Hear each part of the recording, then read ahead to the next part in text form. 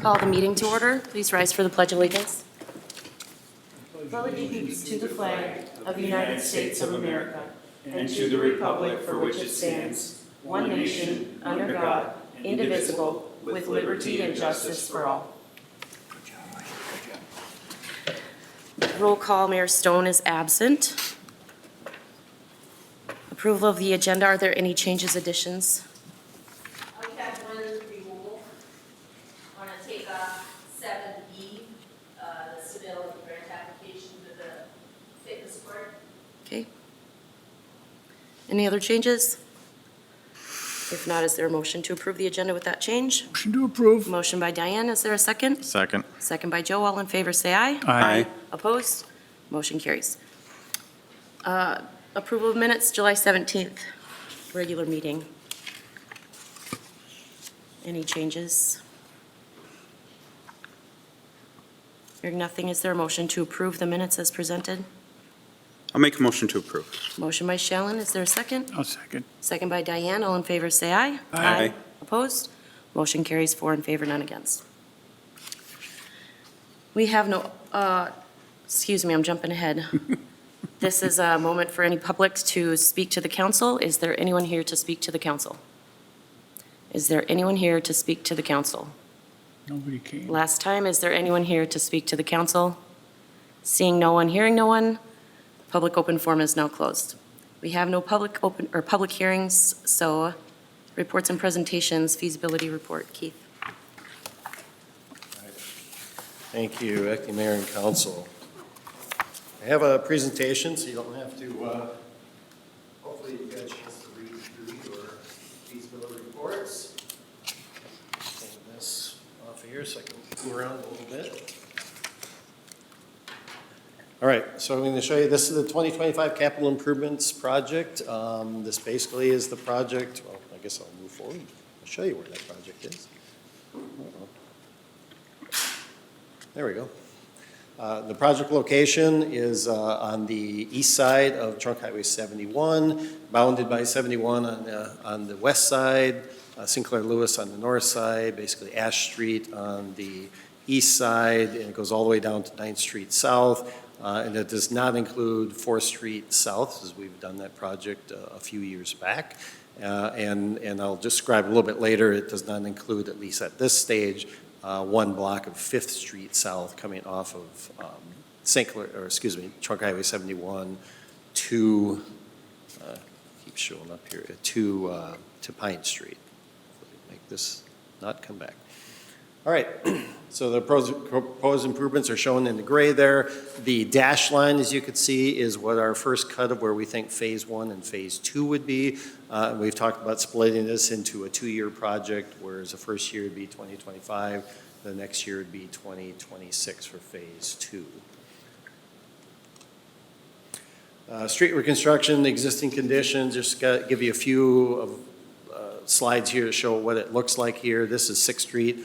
Looking west from Pine Street, you can see the street is in pretty bad shape. We have some curb that's even missing on a block there. It just was never installed. A lot of patching, a lot of overlays, a lot of seal coating and those kinds of things that have been done over the years through those areas.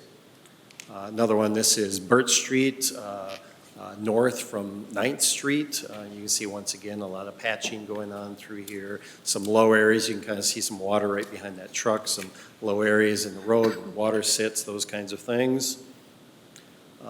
This is one that shows Pine Street north from 8th Street. You can see once again, see a lot of some degradation right there at the catch basin there where the concrete's falling apart. You can see a lot of cracking, alligator cracking along for the existing pavement as you look up to the north through there.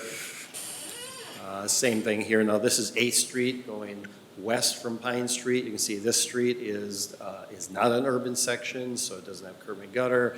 You can kind of clearly see it's in pretty poor shape, breaking apart. A lot of patching and those things have gone through this area as well over the years. Shows a little bit of an example of some of the existing condition of the curb and gutter. A pretty bad spot here on Burt Street. This is kind of Birch and 5th Street. The concrete curb and gutter you can see is going up and down. It's all broken apart and spalling, so it's in pretty bad shape through there. And this one shows us a little bit of some of the existing conditions with some of the retaining walls. There's a few retaining walls on the project, real similar to the 2022 project. Just some things that we'll have to deal with. You can also see some of the concrete, the curb and gutter decomposition, and that picture to the left in that. So you can see the degradation that's occurring through those areas. The proposed improvements, this is kind of a big area, so I tried to get as much on as I could without making it too small. Unfortunately, it doesn't show up really good on this particular projector, but basically all of the water main, all of the sanitaries in the green lines there, the blue is the water lines. Everything's being replaced through there. Most of the water main is 4-inch and 6-inch there through there now, which is not adequate, certainly not the 4-inch size. It doesn't provide us for fire protection. Most everything we do now is 8-inch. We occasionally will have maybe a block of 6-inch where it's a connection between two 8 inches. We'll do that, but generally most everything's replaced with 8 inches of sanitary and 8 inches of water through most all of this. The hydrants are generally in the same location. If you recall driving through here anytime recently, you'll see some of the hydrants are like really close to the road, real close to the edge of the concrete curb and gutter. Those things will be moved back as we typically do now, so they're not a hazard for drivers and those kinds of things. So we'll be relocating some of those, providing a few more gate valves to provide some isolation capabilities through there as well. The red line shows some of the storm sewer through there. It's one of the big items on this project really is storm sewer because and I'll get into a little more details, but there's a large area of Trunk Highway 71 that ultimately flows down A Street all the way down and up into the floodplain of Sauk River through there. And I'll show you this in a little bit, but we need to replace that. It's undersized at this point. It's undersized for the current conditions, and it'll certainly be undersized even more when we upgrade Trunk Highway 71 through there as well. And it's very old. It's about 80 plus years old through there. It was installed a long, long time ago. And there's another issue, and I'll show that in a little bit here as we go further on Ash Street. Now, just so you know, everything basically to the east of Ash Street, I've provided some costs for that because it does need to be extended and connected, but I haven't included that in the cost for this project specifically as it relates to assessments. But I've given us a cost so we can mull it over and decide, is it time for us to potentially do, and we're talking about this area in through here and going to the east. That is something that needs to be done, but it could be postponed for a couple of years and perhaps do it as a part of the Trunk Highway 71 project, those kinds of things. It does need to be done, but it does not necessarily need to be done as it relates to this project itself. This one, once again, it's kind of the middle of the project. We're kind of moving north through here, 7th Street, 6th Street, 5th Street, across going east and west through there in Pine and Birch. Once again, you can see where the gravity sanitary sewer lines, all the green, and then blue for the water mains. One of the changes we're making currently, everything on Birch Street on storm sewer, all the way down from 9th Street flows all the way north, all the way up to 4th Street. And it's very shallow, it's very small, it does not have capacity for it. In order to able to get capacity and to be able to get grade, we've actually split that. So at basically this portion of Birch Street will now go south into that trunk on 8th Street there. And then just from 7th or 6th Street going north, we'll go up into 4th. So we're able to get capacity and we're able to get enough depth of grade to be able to make that work through here. So a little bit of a change to what currently goes on with the storm sewer system through there. Also, those darker gray lines you can see through there, those we're looking at proposing new sidewalks. Those are areas that don't have sidewalks. Most of the area has sidewalk on both sides of the road, but there are a few blocks that do not have that. 8th Street, I neglected, I'll go back real quick. On 8th Street, you'll see where there's areas where we do not have sidewalks.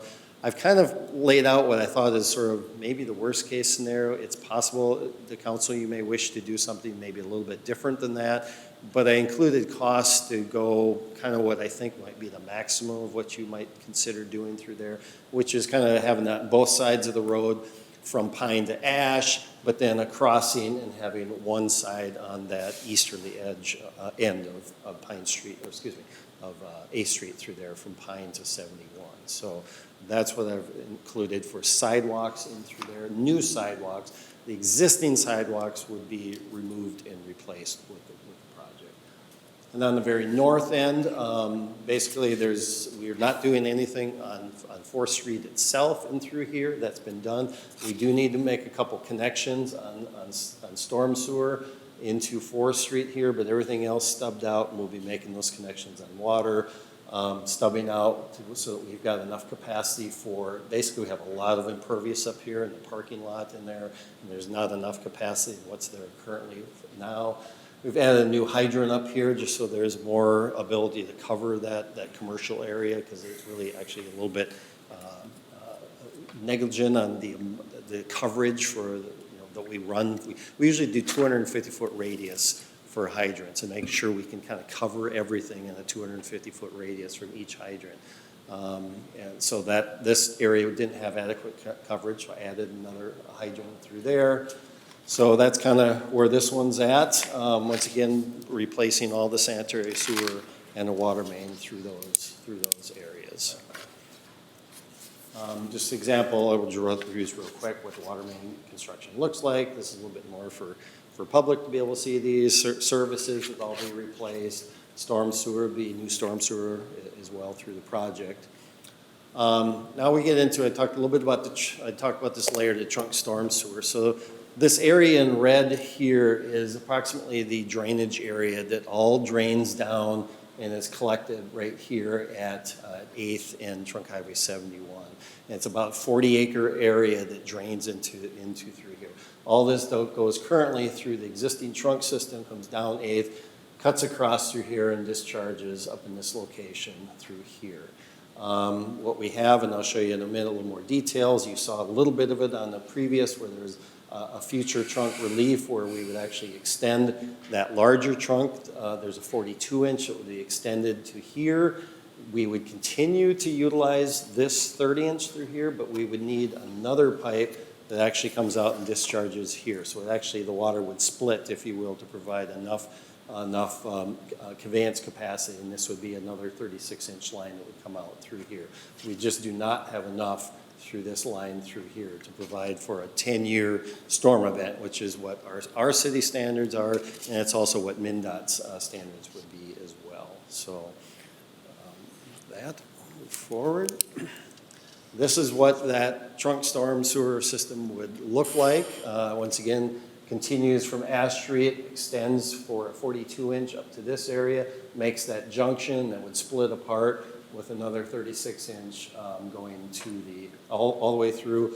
We have a fairly open area through here. However, obviously, you'll note that that is on school property, so there'll obviously be easements and those kinds of things that would need to be done in the future. I do have a cost estimate in our report, basically to do all this, including removing all the street, put it back, with the exception of this basically is from kind of curb to curb, so it's the inside. So it doesn't include a street reconstruct as if it doesn't include curb and gutter, it doesn't include sewer, doesn't include water, it doesn't include services in the area. If we chose to do this, we might wish to think about, are we just going to reconstruct this area and add those other elements to the project in the future? But this can be pushed out, a few years before this has to be done. We could make a temporary connection here. We did actually on 4th Street some time ago. Actually, when we did Ash Street, we made a connection for 4th Street, and then several years later, we did 4th Street and connected to it. So it'd be similar what we do over here at Ash Street. We currently have this junction through here. This is actually what it looks like. Unfortunately, you can kind of see this. It does go underneath a house and underneath kind of the edge of a swimming pool back there. So it's not an ideal situation. Not quite sure how that all occurred. It was in a long, long time ago, and somehow things happened over the years, and so we got a little bit of a problem there. Generally, I think we could that storm sewer is old. Those could be fixed in place, where if we need to go in there and rehabilitate it, we can do a cured in place product, those kinds of things to still make it structurally sound through there, but you know, I thought it'd be remiss if I didn't let you know that there is a problem. There is 80-plus years old, and it's underneath an area that it really, unfortunately, there's a house on top of it, so that is a concern. It's something we shouldn't ignore. We probably need to be looking at an assessment of that and saying, okay, what kind of conditions that thing in? Are we have any sort of imminent problems that potentially could occur, and make sure that we're ahead of any sort of collapse or anything of that nature that could, you know, potentially. I don't want to raise concerns too much, but it's something we need to be aware of and be monitoring through there. The other option is if we choose, is something to talk about yet, is if we choose, you know, I want to avoid this, we're going to basically fill that and you could grout that whole pipe and just make it a solid. But now I've got to figure out a way, either I abandon all of this and now I have a larger pipe that comes through here, or we figure out another way to connect and come through here and make another connection here. So those are some details that we need to discuss. We don't have to do it today, but those are things that we want to have on our plate to think about as we move forward to the Trunk Highway 71 project at this stage. So I wanted you to be aware of that. Street widths in here, they vary a little bit. Existing roadways vary from 34 to 36 feet in general, with the exception of A Street between Birch and 71 is a smaller, it's a 26-foot street through there. Proposed roadway at the state would be to put it to our standard 36-foot face-to-face with concrete curb and gutter. Our standard street sections, 8-inch of aggregate base, 2 inches of the bituminous base course, and 1.5 inches of wearing course. These are the costs that we have for it. I'll first draw the total costs. You'll see these broken down. These are the total costs of the project by the streets and lateral sanitary and those and through here. This trunk storm sewer is a portion that I've actually pulled out of the 8th Street and essentially assigned that to that 40 acres along Trunk Highway 71. So meaning that it's not part of the assessments, but this is part of a future assessment. So we'd hold those dollars and use those against that area when we do Trunk Highway 71, okay? So total project cost about $6.6 million for that. You can see our assessable percentages through here. So these are the actual rates per foot and per square foot, and you can see what the assessable amount for those would be. About $2,700 for the sanitary service, $2,800 for the water service. We've got 2 different kinds of storm sewer. I've broken them down by residential, and then kind of way up north in the Sinclair Lewis area, there's some commercial properties through there, so that's a different rate based upon its runoff value, if you will. I'll make it simple by saying that. So that's why those are a little bit higher through there for those square footage. We have our concrete walk through here. I've broken it down by cost by city PUC and the totals of the assessments, about $2.6 million for city costs and just under 40% of the project. The PUC is just under $2 million or just under $1.8 million. It's about 26.6%. The proposed assessments preliminary would be a little over $2.2 million for a total part of the project, about 33.8%. That future trunk storm sewer is about $461,000. It's about 11 cents per square foot, including this and that, which would be part of a future assessment for a larger area. So so I wanted to give you a sense of what that could be. So that's what those are. Like I said, this number we don't necessarily have to do with this project, but it's something I wanted you to be aware of, kind of what those costs would be, and it can be something that we discuss and decide, do we do this now? Do we hold off and that'll be a separate project? We'll do it with 71, those kinds of things. But something we want to talk about as we move forward with that. So with that, I'll entertain any questions you might have at this time. I had a question regarding 8th Street, the sidewalk, which I know is an option that we can change because it's kind of a worst case, like you stated, to do sidewalk on both sides.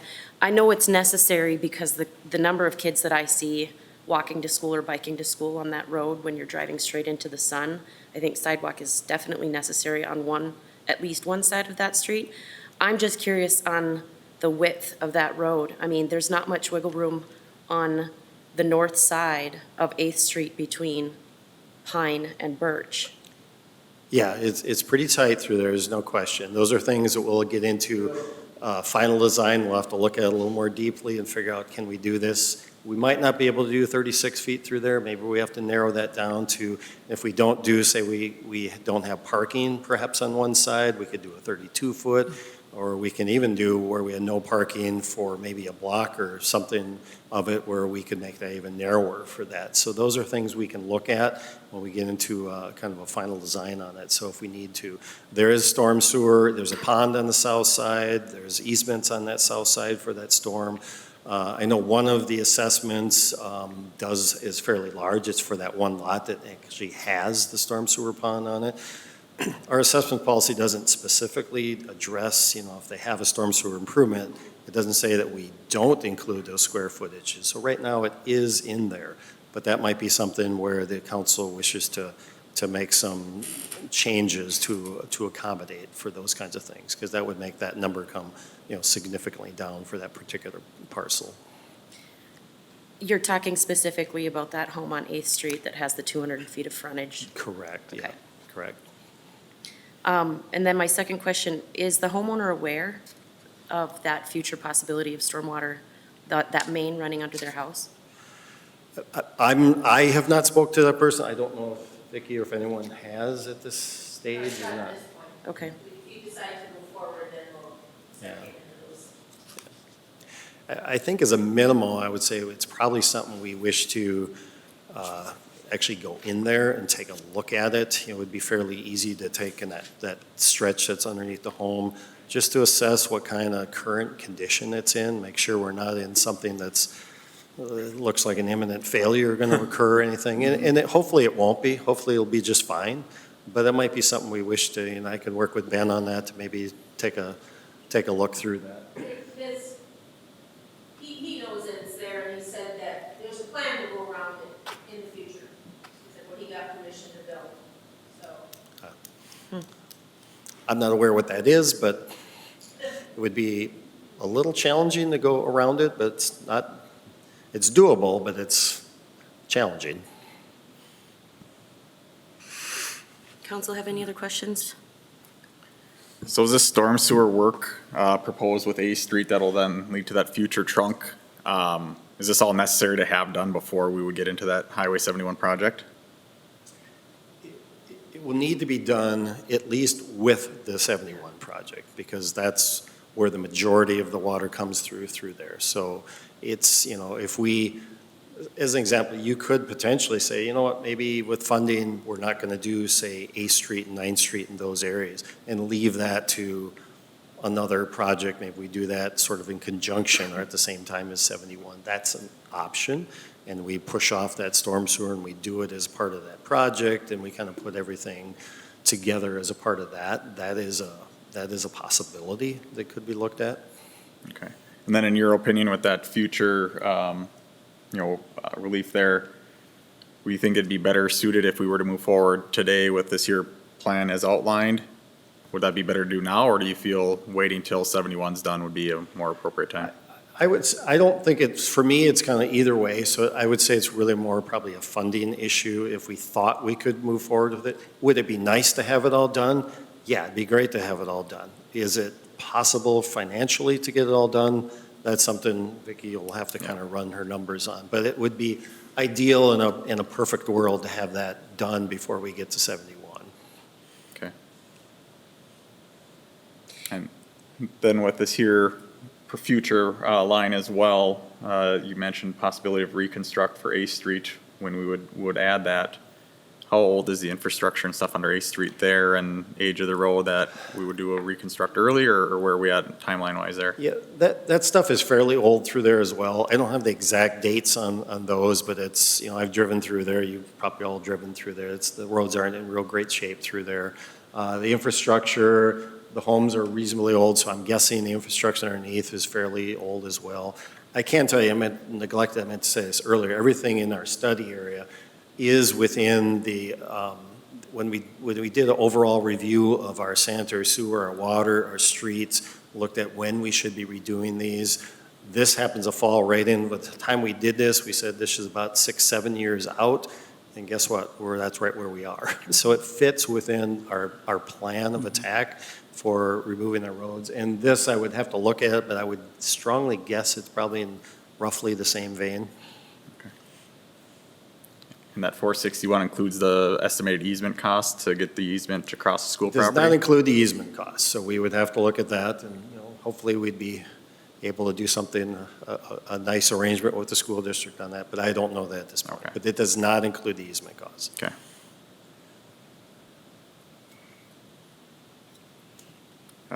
Guess, anyone else have questions before I jump on more? So 71 comes, we've got 6th, 7th, and 8th Street going right up to Trunk Highway 71. Any concerns with, when 71 comes through, that we'll have to take any pavement up, anything like that, or if that would run up to that point? I think what we would probably do is go up to what I'd call the begin rad, so if you were headed towards 71, it'd be at the start of the radius of the corners, we'd stop there. So we would allow us some flexibility in getting those tie-ins, those minor things. I don't anticipate 71 to change much from a grade perspective at all, but there may be minor things. So we don't want to go too far so that we've got enough play that we can make those radiuses, we can make them all connect. That's what I would suggest we do. I don't have the 5th Street in there because if you were able to read it in there, it's because there's a couple of long services that go down 5th Street right now, and we have nothing to connect to. If we run a water down there, we'd have to go all the way to the other side of 71 to make that connection. We really don't want to do that at this point. So therefore, it's best just to leave it. If we ran it and made those connections, the utility is going to end up having a bit of a maintenance issue of always flushing that hydrant out to make sure we get clean water, because there's not enough use on those services to be able to flush that main out through there. So that's the reason I don't have 5th in there. Another option could be to not do, and it's really kind of a financial too, is maybe we decide 6th and 7th, we won't do those blocks either. We'll do those with 71. So those are options. We talked originally about doing those first blocks off of 71 as part of 71, but it was instructed to look at, well, let's look at all of it. We can always pull back if we need to on these. So that's kind of where we're at today. If we want to, cut some dollars, we can cut a couple blocks out of there. I would suggest if we do 8, we'll want to do that all the way over, but 6th and 7th, that first block, could also be something that could be cut out. But I'm not really worried about the tie-ins as long as we stop at the begin rads. Okay. And then, just for sake, we decide not to move forward on this. What would you say the estimated useful life is of those existing utility infrastructures under there as far as storm sewer, water lines, things like that? Well, I know you said 6, 7 years and we're right there now, so. Yeah, we're right there now. Will it collapse, today? No. Could it possibly? Yes. I mean, we're in that risky area. I mean, it could last for another 20 years and we won't have any troubles. We could have troubles tomorrow, so it's in that area that I just couldn't tell you. Unless I had televising of records of everything through there, I was able to actually get into the water main and see what that looks like, because that stuff is old that's in there. But we do have breaks through there in the water mains, so we do have issues through there. It's every day we go, it just increases our risk of problems occurring through there. That's really it. The storm sewer is very old. The storm sewer is way undersized for, most everything is just 12-inch and 15-inch through there, and it's just way too small for the amount of water that is being collected from that service area. Okay. That's all I had. Thank you. Any other questions? Okay. Okay. All right. I think you're still up for the truck stop stormwater. Yes.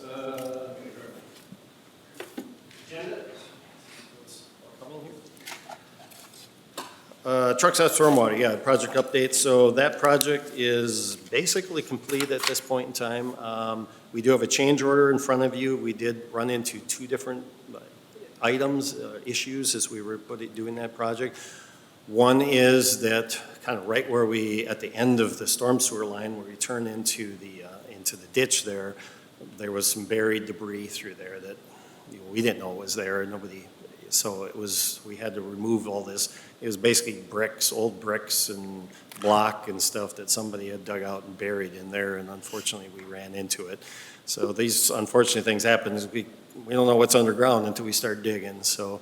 The other thing is there was a storm sewer catch basin it's right by the scale at the truck stop there. That was a small pipe and it went into that ditch, little ponding area, if you will. We didn't find it. It's just a small little 6-inch thing. We never saw it. Most of the time we didn't even know there was a catch basin there because there's usually trucks parked on top of it. So we didn't even know it was there. So unfortunately, so when we raised the grade of that in the bottom of that pond, we buried it unknowingly. So unfortunately, we found out after the fact that there was something there. So we did have to go and connect and make another pipe that connected from that existing catch basin back into one of our new structures. So that was something we just were not aware of, and we found it in the field as we were doing that work. So that's those are two things. But other than that, it's everything's done. It seems to be working well. I heard good reports of the storm sewer, the problems that we had across the street and down, and with these large rains that we just had. Apparently, they were significantly better so than they were, and they didn't have any overflows. Right? I believe no overflows as far as we know. So I think after 25 years, we perhaps finally fixed that problem. so that's good news. So. That's where we're at with that one. Any questions? There was a comment this afternoon, just talking about what it's looking like out there with the extra dirt that was agreed to be spread out, I believe, over truck stop property, but is maybe a little more than they were expecting. Yeah, in our discussions with them, it was that this is where it's going to be, and I even told them kind of how large it would be and how high the piles would be, and whether wasn't heard correctly, but I know we had the discussion, but now we're hearing that they want that dirt there. So we're going to have to figure out, okay, so if we have to move it, there's obviously a cost to move it someplace else. We can work with them and see, maybe you say, it's your dirt, why don't you sell it? You know, there's a value to it. You know, maybe they're willing to do that, but I do need to sit with them and try and figure out what we're going to do with that. But there appears to be a difference of opinion, I guess, as to what should have been done with that dirt. But I know we had the discussion of that's where the stockpile, that's where it was going to be. So. Any questions from council? No. Okay. Thank you, Keith. Okay, thank you. Park board report. Vicki?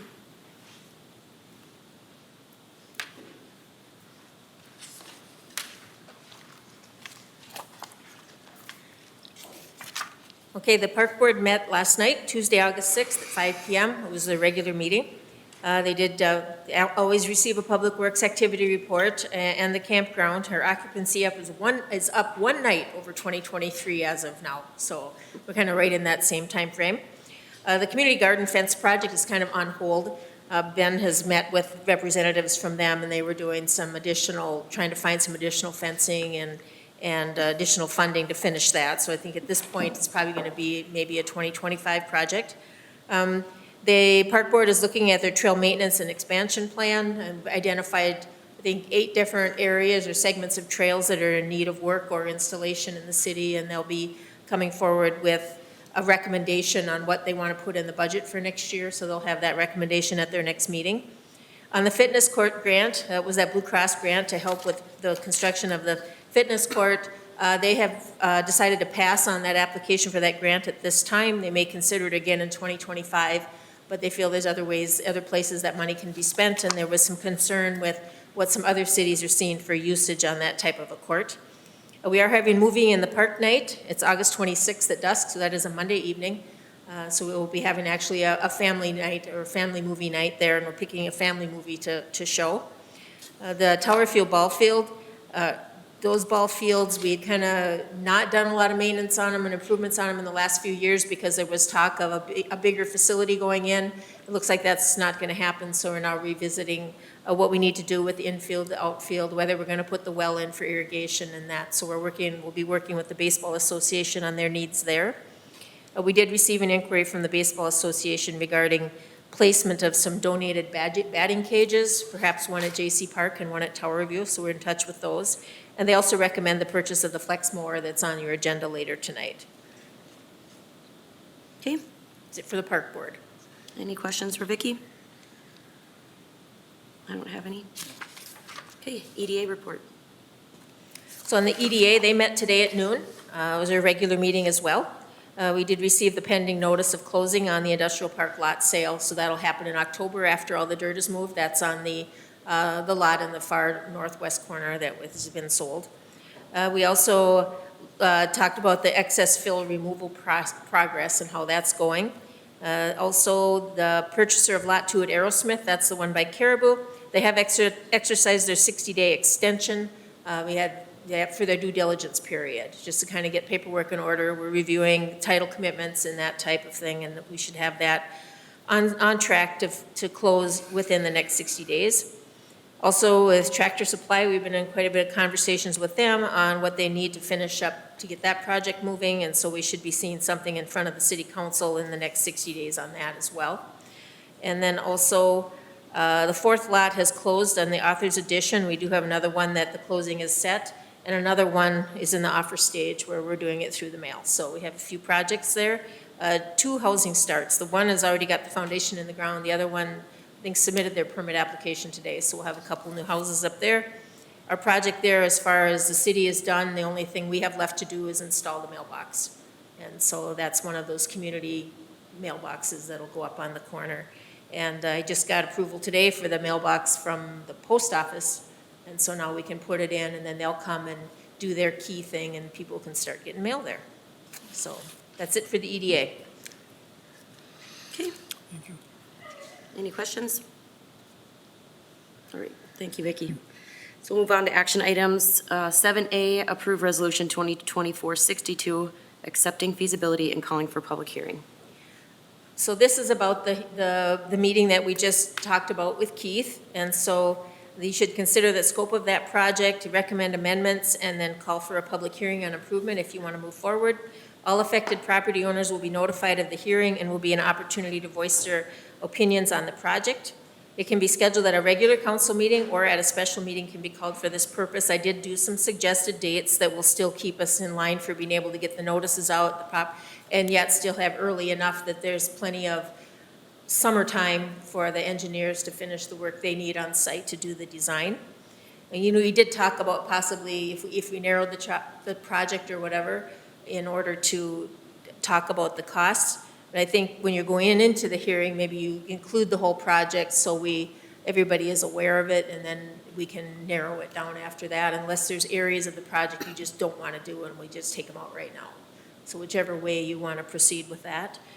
But if you're thinking you want to move forward with it, based on the information you received tonight, the dates I suggest are September 4th or 18th at the regular meeting, or we could do it on September 11th. We could have a special meeting just for this purpose. I anticipate it would be well attended. Mm-hmm. So. Okay, what are council's feelings? Personally, I feel like maybe a little more direction to see what numbers look like pulled back to also have ready if we do call for that public hearing. Yet the scope of the project is huge, gives me a little heartburn. But if it's necessary, if we can maybe cherry pick the most necessary, and maybe in the future have opportunity to revisit also depending on economy, if it's going to look different next year. So for the hearing, we could have, okay, here's the full meal deal. Yeah. And then if we pull it back, this is what it looks like. And we could present it that way at the meeting. And then we could also we would have the assessments kind of narrowed down. There's a lot of things on the assessments. They were corner lots from prior projects. They may have a exemption for some reason or other. They may have a new water service. There's all kinds of those types of details that we have to comb through on those special assessments before we send them out. So just come here and have like the full project and then possibly eliminate some of it if we choose to do so. That would be my personal preference. And then, of course, probably that means we'd have to push it out a little bit further to provide time. I mean, not later than these dates, but maybe towards the latter half of those dates to provide time to get those numbers put together, or do you think they would be ready for a September 4th? I think that, because everything is in the system, we could, as far as the assessments, we'd send out the full assessments like we have. So it would just be a matter of us going through these now and paring it down as far as those exemptions that they have and send those out. And we have to have them out 10 days before the meeting, but we always like to send them out early. So that's why I said, like, if you pick the September 11th one, that gives us a couple weeks yet to get it together and get it out to them. Yeah, so my thought is we do the whole scope as it was presented here this evening, for the public hearing. And again, we compare back, say, hey, we don't want to do that one block of 6th and 7th, and let's maybe pull out 8th or that part that Keith had mentioned we could do with 71. So we could look at those options. I think we presented as it was proposed here, would be my thought. And then, have those costs of, okay, instead of 6.6, we'll be at 5.2 if we pull these out, or whatever that is. We can kind of figure those things out. As far as the hearing date, September 11th, I will not be available. September 11th? That's the only thing I would related to my schedule, on being in attendance. And I know it would be well attended, so it probably would be nice to have it as a special meeting versus the regular meeting, because it'll probably be a lengthy And it doesn't have to lengthy be on discussion, Wednesday but- night. I mean, I just picked that day because it falls in line. Well, I'm gone the 9th through the 12th, so What's that? I'm gone the 9th through the 12th of that week, so Oh. just for what it's worth to everyone else's schedule. I think it'd be a long, drawn-out meeting for the 18th. Well, either of the regular meetings, but we do what we got to do. Well, I can always watch the video and get up to speed. Would we wait to take action until the September 18th council meeting then on how to proceed, or would we It make depends on that? how it goes that night. If you Yeah. get done with the night and you're like, we're not ready to take action, it'll be tabled, and if you're ready, they'll take the action. You can also do it as a special meeting ahead of the regular meeting, rather than dragging out the regular meeting. So there's options. Date preference? I have no problem. I can be there any day. I'm retired, so I'm available all the time. I think a special meeting makes the most sense, Yeah. personally. And if you're willing to do that just to get up to speed, then maybe we just hold off on action till the 18th. So we have full council aware of the decision. But we can make that decision that night too. So if council's okay with the 11th, That's fine with me. What time? what would you suggest, Vicki? It doesn't matter to me. Should we do 6:30 as normal, Sure. regular time? Okay. So is there a motion to approve the feasibility study as presented and call for public hearing on improvement? I'll make a motion to approve the feasibility report and call for the public hearing on Wednesday, September 11th at 6:30 PM. I'll second that. Motion by Joe, second by Shellen. All in favor signify by saying aye. Aye. Opposed? 4 in favor, none against. Motion carries. 7B, action item, approve final pay request, Keekly Underground Authors Project. This is the final pay application for Keekly. This is for the Authors Edition project. It's been submitted, we actually submitted it to them for approval, and then it came back today. So that's your update to the agenda. The total contract value completed to date was $1,423,864.91, of which all but $96,662.81 has been paid. So it is that $96,662.81 that we're requesting to be paid tonight. So I'm looking to approve that final pay request for Authors Edition to Keekly Underground. Okay, any questions? Motion to approve. A motion by Diane, is there a second? Second. Second by Joe. Any discussion? All in favor signify by saying aye. Aye. Opposed? 4 in favor, none against. Motion carries. 7C, change order number 1, truck stop stormwater project. This is the change order for the truck stop project that Keith Yap was talking about a little bit earlier. That's the orders for the removal of the debris, which is the bricks and the blocks found during excavation, and the addition of an 8-inch pipe added from an existing storm catch basin from a previously unknown discharge. The estimated cost of this change order is $22,281.60. And I have the detail of what makes up that total cost on page 17 in your packet. So we're looking to approve change order number 1 for the truck stop project, $22,281.60. Okay, and we're going to get this presented back for a new signature, right?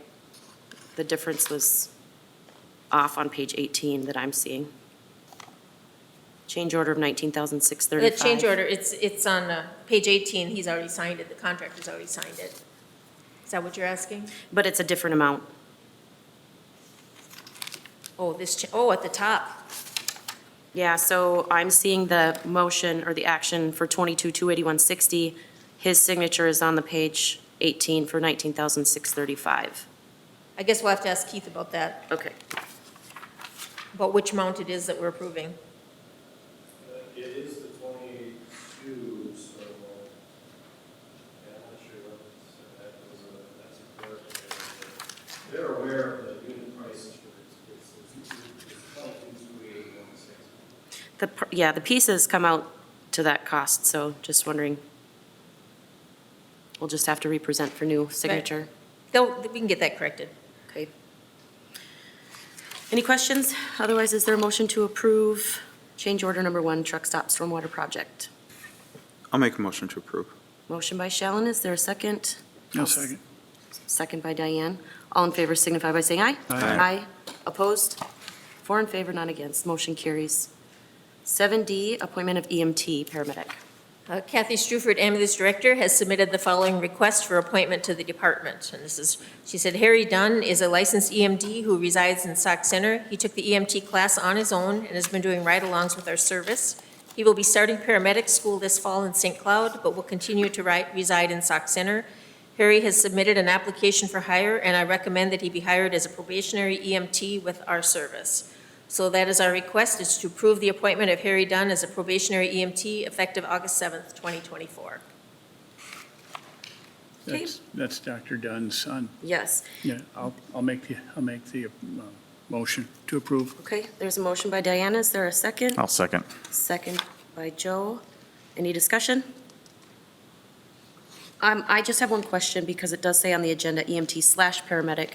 Is that just to cover all bases, or is the intent that he would eventually? The intent that he would eventually, after he becomes a paramedic, then advance to become a paramedic here as well. Here as well. Like when he's doing paramedic duties, would get the paramedic pay. Okay. Okay, I have a motion, a second. All in favor? Aye. Aye. Opposed? 4 in favor, none against. Motion carries. 7F, approve resolution 2024-63, accepting quote for flex mower. At the city council meeting on July 17th, the council approved a resolution authorizing staff to solicit quotes for the replacement of the Land Pride flex mower. 2 quotes were received. We received one from Modern Farm for a Land Pride for $26,000 and from Midwest Machinery for a Frontier for $25,300. So we're looking to approve resolution 2024-63, accepting the quote for the flex mower from Midwest Machinery for $25,300, which is the low bidder. I just have a question regarding the difference in price, $700. Was it, is the Land Pride that worth the 26 if we were to go with the 26? Is that preferred, or are we just choosing the less expensive one? I guess we'll bring Ben up for that answer. Both are very equal pieces of machinery, so the lesser amount one was going to work just fine for us. We don't need Okay. to spend the extra, so Okay. we're good with that one. Okay. Any other questions or discussion? If not, is there a motion to approve the purchase of the Frontier FM4115 Flex Wing for $25,300? Motion to approve. Motion by Joe. I will second. All in favor signify by saying aye. Aye. Opposed? 4 in favor, none against. Motion carries. 7G, Resolution 2024-64, approving minor subdivision. So an application has been received from Justin Crick at 326 Pendergast Street for a minor subdivision to convey a portion of his property to the neighboring property at 338 Pendergast. A portion of the home and garage on the neighboring property encroaches over the property line onto his property. A survey has been completed. It's attached for your review in the packet. It's called an easement area on the survey, but it's actually going to be conveyed as real estate. Both resulting properties will continue to meet the lot area and frontage requirements per zoning.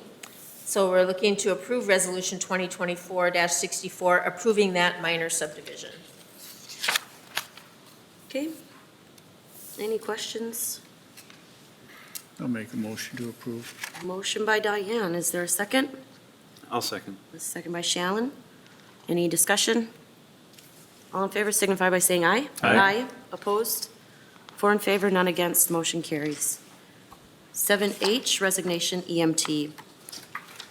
Aaron Feltman has submitted his resignation from the Sauk Center Ambulance Service effective August 15th. He has been with the service for 12 years. And so we're looking to accept the resignation of Aaron Feltman from the ambulance service effective August 15th, 2024. Any questions? Otherwise, I'll entertain a motion. I'll make the motion. Motion by Joe, is there a second? I'll second. Second by Diane. All in favor signify by saying aye. Aye. Opposed? 4 in favor, none against. Thank Aaron for his service. 7I, approve pay request number 1, truck stop storm project. This is pay application 1 for the truck stop storm project has been submitted for approval. You know, the project contract is $308,104. It would be plus the change order that you approved tonight. The amount earned to date as of the date of the pay request was $231,107. After retainage leaves an amount due of $219,551.72. So that's what we're requesting. The approval of pay request number 1 to Ag Tech Drainage for the truck stop storm project for $219,551.72. Okay. Questions? Is there a motion to approve pay request number 1? I'll make the motion to approve. Motion by Shallen. Is there a second? I'll second. A second by Diane. Discussion? Otherwise, all in favor signify by saying aye. Aye. Opposed? Motion carries 4 in favor, none against. Unfinished business, 8A, ordinance amending pay structure. The city council had remanded research on the council pay structure to the finance committee. We had a survey conducted that included similar cities. The finance committee met today, and I have in here may have a recommendation at the meeting. So anyway, we did discuss it today. We bring it back to the city council to see how the rest of you feel about that. We looked at Wadena, Benson, Long Prairie, Melrose, Sauk Center, Osakis. There was a couple other ones that we looked at on how their council structure pays. Wadena is a little bit more than Sauk Center. The rest of them are equal or less than what we pay right now. We do 2 meetings a month. They do 1 meeting a month, so they are a little bit different. But other than that, I want to throw it back to you. Do you want us to come back with an ordinance at another meeting to keep looking at that? I'm kind of looking at the other 2 of you that were not at the meeting to see what your thoughts are. Because Joe and Heidi were there, so it's the other 2 of you. You want us to move forward knowing now that, you know, we're kind of similar? Or do you think now is the time? I guess what happens in this situation is we would if we change it by ordinance, and then it's published and the public knows, and then they have an opportunity at the election whether or not they like it. Not that they're voting on the ordinance, but they're not voting on you if you're on the ballot, and then it goes into effect after January 1st. So it's kind of how they have it set up by statute. So I don't know what your thoughts are. If you want us to keep going, we certainly can.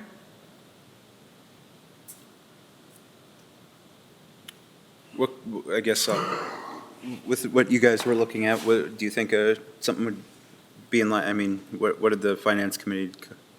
My general thought was looking at it, we were compensated very similar to the other ones and didn't see a reason to, you know, request an increase to the council, but that's just my opinion, and certainly obviously everyone else has theirs and can decide if they want to move forward or not. I agree with Joe. I mean, I just leave the pay the way it is. I was not heavy one way or the other, but leaning a bit more towards leaving it as is myself. Okay. General consent. General consent Yeah. that we Scrap it. scrap Yep. it. Yep. Okay. Okay, 8B, easement request over wastewater treatment plant property. This was about the wastewater treatment plant easement request that we had. So he's kind of circled back to us now, and I did talk to him about the public utilities recommendation on that. And I did present the conditions to him that the council had talked about. We talked about, make sure that if there's an easement and covers the costs and what may be required. So he was kind of uncertain one way or another. Then he offered to sell the property to the city. But he wants to meet with the committee. So I said, okay, well, I'll get the policy committee, I guess it would be then, together and meet with him. I'm not certain, he didn't want to come to the full council. And I said, well, I can certainly set it up so you can meet with the policy committee and talk about what it is he really wants to do, or if the city is, because it's next to the wastewater treatment plant is why he's thinking we might be interested in it. So I'll just set that up. There's nothing you guys have to do tonight, just that we just keep moving forward on it. We might as well get it resolved one way or another, sooner or later, so. Yeah. Okay. Okay, moving on to new business, roof repairs and air handling unit. So remember we had talked about the air handling unit here at City Hall, and we talked about different things at the arena. So this is kind of a solution that we're trying to work on. So we got some preliminary estimates for the replacement of the air handling unit here at City Hall. Indicates the cost is substantially higher than one of the contractors had previously anticipated. And also at that time, it would be ideal if the membrane roof that was replaced at the time that the unit is off the roof, because the roof in this building is over 20 years old now. So estimates for the membrane roof for the fire hall where the unit is located was obtained, along with preliminary estimates for the repair over the police department, which was also a membrane roof. Once the number was reviewed, it was apparent that these repairs cannot be completed within the confines of the current budget. So we had talked before about perhaps a capital improvement bond for city facilities, where we could take care of our roof issues here at City Hall, the air handling, and perhaps some of the arena, the roof at the arena, the doors, windows, kind of that kind of, building, secure the building type bond. I did reach out to the bond council to make sure that they can be structured that way, and there's a way we can do a capital improvement bond for City Hall and sandwich it with an abatement bond for the arena. So there is a way that we can do it. We talked about, it'll probably be about a 1.2 million bond by time we're done. So that's something that I just wanted to present to you for information. We want to look at, it wouldn't be something we would do right away. This would be a 2025, but something to keep in the back of your mind that we might want to do. We as staff will kind of get the numbers a little better for you, and then we will present them.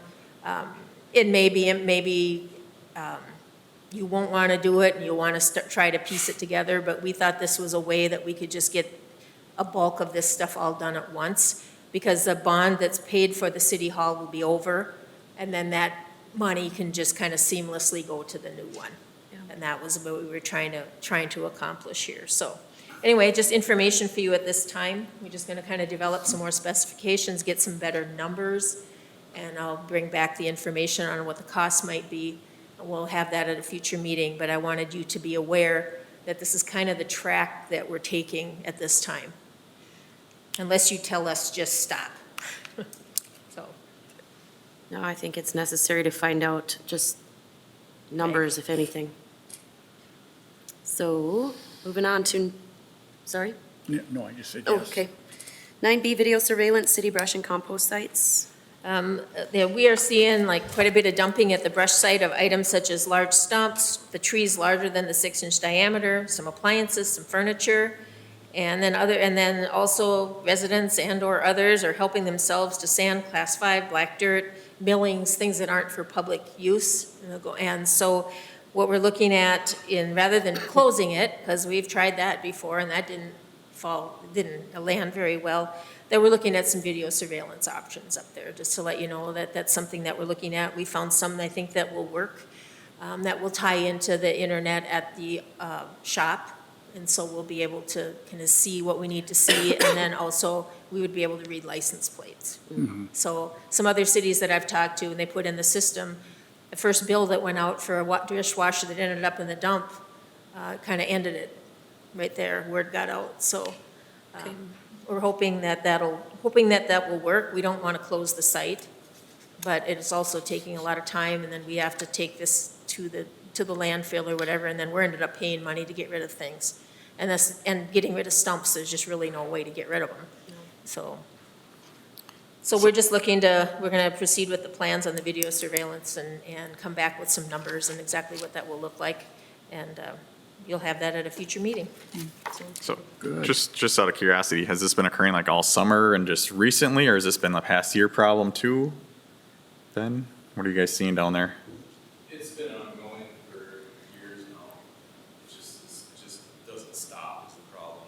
And I mean, we're well aware that we're getting lots and lots of brush from outside of town. I mean, that pile grows exponentially on a weekly basis. And I mean, the only way we can get rid of it at a cost-effective way is to burn it, which I know is stressful for people in town too. But the other side is, it's like $10,000 every time we would have to have that pile ground.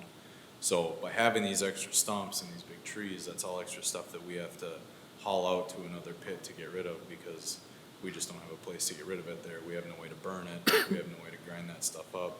So we're just trying to prevent that stuff from getting in there. I mean, there's plenty of people throwing away edging and throwing away chairs and tables Oh, and jeez. just junk in that brush pile too. So putting an end to that would be helpful. Yeah, well, I knew I've, seen the stumps and the bigger logs and stuff, but, the appliances, I mean, furniture, things like that, that's been ongoing too, or Yeah, more it's been recent? Yeah. ongoing. It's nothing new.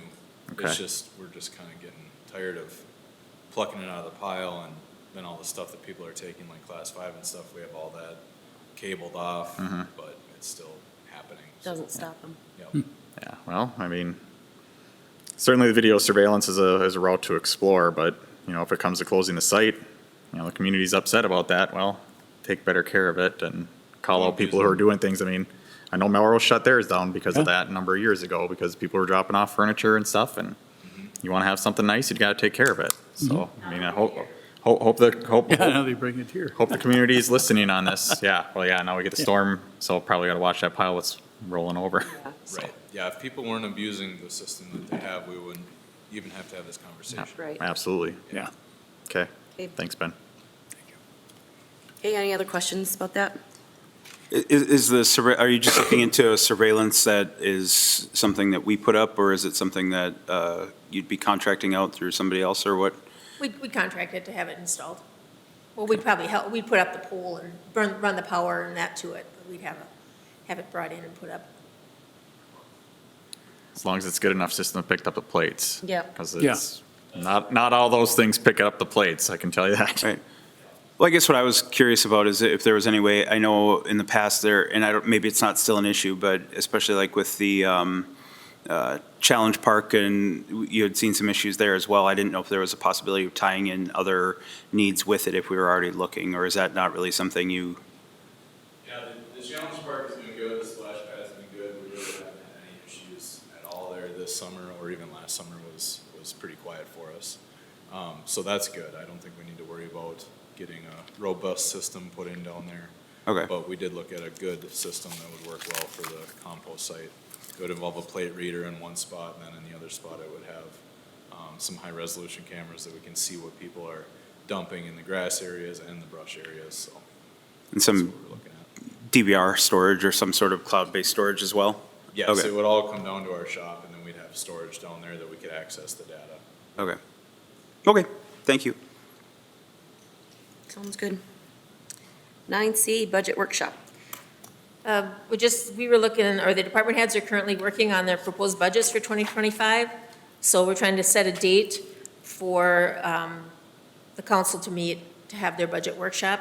And I proposed to adopt it on the September 18th meeting. I think that's the third Wednesday of the month, so that we don't have to have a special meeting for adoption because it has to be done by the 30th. So I did put out 5 different dates. You can pick one of them or suggest another one. That's up to you. I set them all at 5 o'clock, so it can get us time to get in here and you give adequate time for each of the department heads to present their case. I think you got an email from the chamber suggesting that we do the September 5th date because they want to have their community engagement students attend. I guess personally, I have no problem making that adjustment work. I know, Joe, I think you said you're out that day. I'm not able to make the fifth work. Actually, only 2 of these dates work for me. Well, we already took September 11th for the other meeting, Yeah, right? yeah, September 11th is the special meeting on the Well, it improvements. can be a different date. It's And I fine. would As long as I can suggest, have it, so I can have it What- back and present to the council by the 18th. I wouldn't suggest doing it at 5 o'clock before our regular meeting, because there's not, these meetings take a long time, the budget. I would rather do that on a different day, other than, when we have our council meeting. So that would leave us the 22nd Yeah. of August or the 5th of September. Yeah, What about the 28th of August? or the 28th. Or the 28th, that's right, 28th that's of a August fourth. would be fine. 28th of August, if you're not wanting to do it before our council meeting, would be Yeah. the only one that would work for me. The 22nd, I'm unavailable. 5th, I'm unavailable, and 11th, I'm unavailable. Okay. 28th is okay? 28th would Yeah, that allow, works for me, make too. work. Okay with the 28th? Okay. Sean, does that work for I'm you? looking. I think so. Good choice. Okay, so budget meeting for August 28th at 5 5 o'clock, p.m. yep. Now, the finance committee will all review this before it comes to Yes. the group. So I Yeah. mean, obviously, if we'd have a finance committee before, I'd be aware of everything. If you'd want to do the meeting without me, and accommodate the students on the 5th, so I'll have an opportunity to see it beforehand. We also don't have Warren's dates to know if he can make it either. So I think at this point, making sure that us four here are able to attend makes the most sense. Yep, So 28th, yep, 28th. okay. Okay, consent agenda, we have a schedule of claims, unpaid claims of $982,516.81. Paid claims of zero totaling $982,516.81. We have attachment 10B, Resolution 2024-65, accepting the contributions from the men's card playing group of $179.51 to the senior center, and Elizabeth Peterson of $100 to the senior center. We'd like to thank both of those parties for their contribution. We have a request from Missy Terrace, doing business as Mustang Bar III Incorporated, for a temporary extension of premise permits for an anniversary and band on September 7th, 2024, in the back parking lots behind Mead's Old Building and Old Main Street Drug Building, from 9 p.m. to 12:30 a.m. Is there a motion to approve the consent calendar as presented? Motion to approve. Motion by Diane, is there a second? I'll Second. second. I heard Joe. Joe seconds. All in favor signify by saying aye. Aye. Opposed? 4 in favor, none against. Motion carries. Informational items. I have a few informational items. The affidavits of candidacy, which is filing for city council. We have 2 seats available for 4-year terms. It's open from July 30th till August 13th. So until August 13th, anyone interested in running for city council can pick up the forms at City Hall on those dates. A primary election day is August 13th from 7 a.m. to 8 p.m. The direct in-person voting, which the city is offering, is here at City Hall, or early voting they call it. Started yesterday, Tuesday, August 6th. It goes through Friday, 8 to 4:30. Then we're here Saturday from 9 to 3, and then again on Monday till 5, and then we have the regular election on Tuesday. So there's several days and several opportunities for people to vote.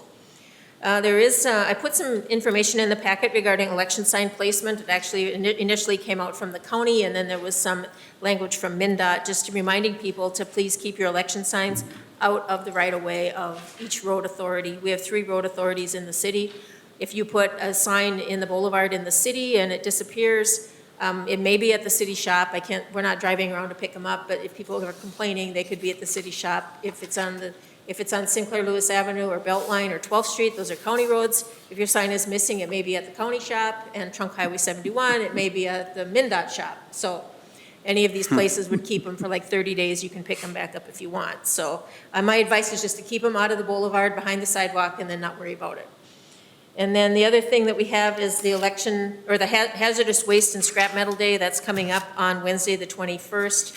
10 a.m. to 5:30 p.m. So this is the scrap metal cleanup that we do, and then also the county is coming in for a second time this summer to do the hazardous material, the paints, the automotive cleaners, et cetera. So get rid of that out of your home. And that is all I have. Okay, any other questions? Otherwise, I'll be looking for a motion to adjourn. Motion to adjourn. Motion by Diane, is there a second? I'll second. Second by Shailen, all in favor? Aye. Aye. Opposed? Meeting adjourned.